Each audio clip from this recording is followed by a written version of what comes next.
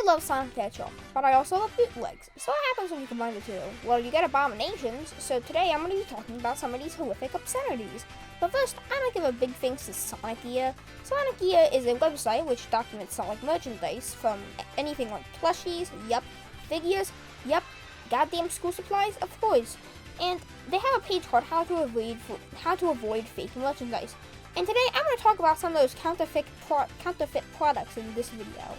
Sonic the Hedgehog is a brand that is not strange to toys, with 5 companies: Resources, Toy Island, Jazzwares, Tomy, and Jet Pacific, with my favorite figures being the Resource Sonic Adventure 1 figures, and not to mention GE, Sonic Plushes, or even fucking Toy Networks. But you see, bootleggers don't have to work by company limits, so instead they get to make stuff like this. This set features Shadow, Sonic, Amy with Rouge's head, and a combo between Sonic and Shadow. And these figures are probably hand-painted figurines because, for one, these paint jobs look more inaccurate than Toy Island Sonic figures, and it seems that they're like solid, non-articulated or bendable small figurines.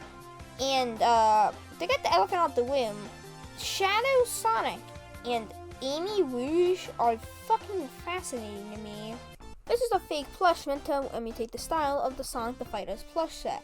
And unrelated to this plush at all, but how did a fantastically amazing plush set get based off such an awfully shit game? Like, seriously, fuck Sonic the Fighters, I hate that game.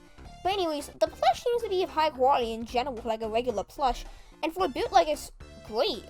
But it is worse than the actual thing plush, mainly due to, well, the official one having a plastic nose and eyes. Here, this one has a fabric nose and eyes, kinda making it lower quality. I guess some bootleggers decided that that was not enough bootlegs of the Fighters set because someone made this. And at least with that thing plush, it looked pretty damn accurate in all honesty. But with this is just fucking goofy. And well, not to mention how, they made everyone in the set in this damn style except for Supersonic. But still, it's pretty funny to think, isn't it, how this somehow led into the production of this. This is packaging for some bootleg Sonic snappers. Those little things you throw on the ground real hard and they pop. But this packaging had a yellow box with some red text that read snappers, feel the pep. And the funny thing to me is that this art is either from Sonic 3D Blast or from Sonic Extreme, that one canceled Sonic game with a poorly photoshopped rocket he's holding, which is honestly just hysterical to me and I love it so much. This thing is an articulated Sonic figure which has a scarf, so it's probably based off of Sonic Boom.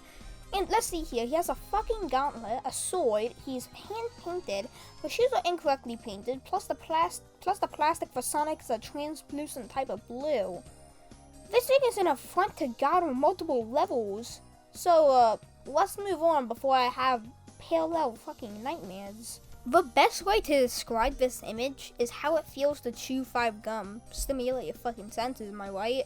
But this Sonic is orange with brown spikes, and those fucking eyes are probably gonna appear in therapy one day with me.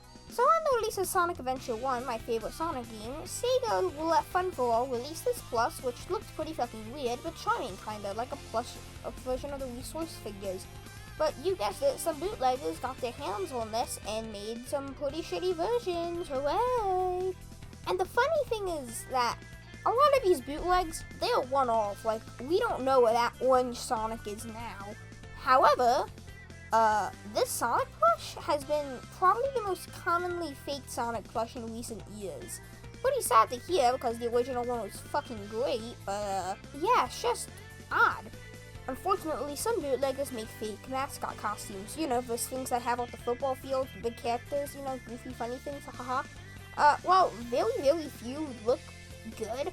Most are fucking abysmal, and this one has a flat head, fat stomach, big ears, long snout, oddly connected spikes, and circular eyes. Man, my dude really be looking like a play-by-play Sonic plush, am I right?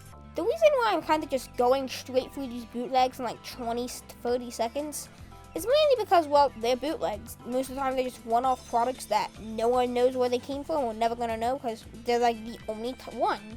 That one Sonic, yeah, there's probably only 5 of them in existence. But yeah, like we know where those Taiwan Sonic fucking fighter bootlegs came from.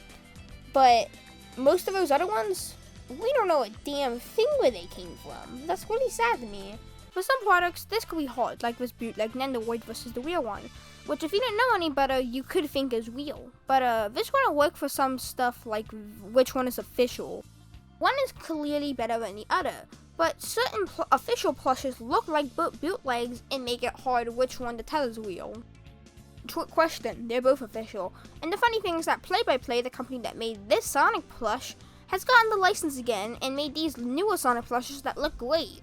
But this has been Chris, and I hope you enjoyed the video. See you next time!